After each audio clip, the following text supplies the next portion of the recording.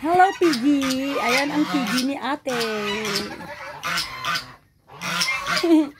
Ang cute nila, ang tataba, oh. Pero usog. Ayan. Ay, andito pala sila. Ang dami. Intan. Ang pato. Hello, pato. Ayan. Ay. Sipit-nak. Ang nanay ni Piggy. Ay, ang laki. Grabe, ang laki mo. Hello, Piggy. Ang laki naman ito. Ayan, ang laki. Ayan ang kanyang mga anak. Ayan. Tabi.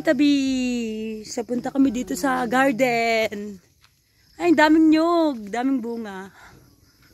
Ayan. Madilim na kami pumunta kasi mainit. Ayan ang mga talong.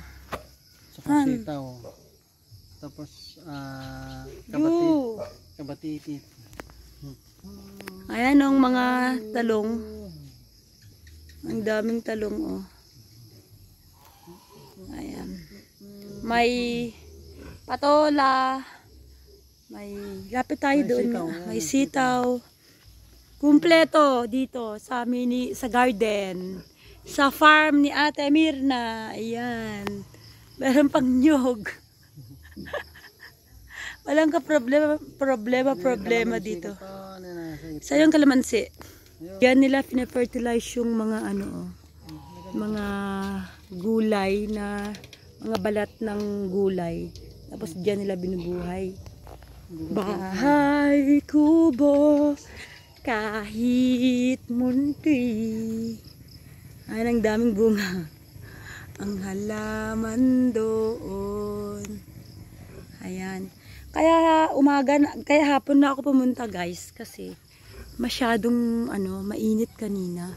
At ayan, oh, sitaw. Diba? May kalamansi pa dun, oh. Sa side na 'yon. Pero hindi na ako makapunta dun. Ayan.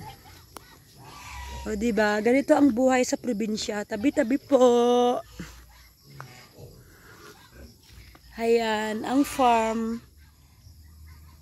Ang talong. O, gusto niyo makita yung talong? Ayan, fresh na fresh from the garden. Ayan. O, diba?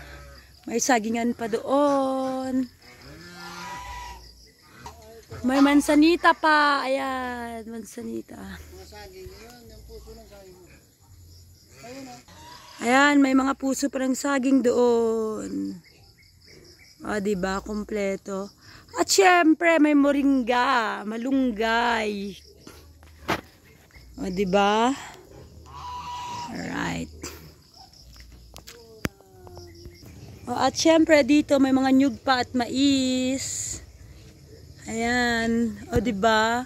Ang laki ng farm nila. Diba? O. Buhay probinsya.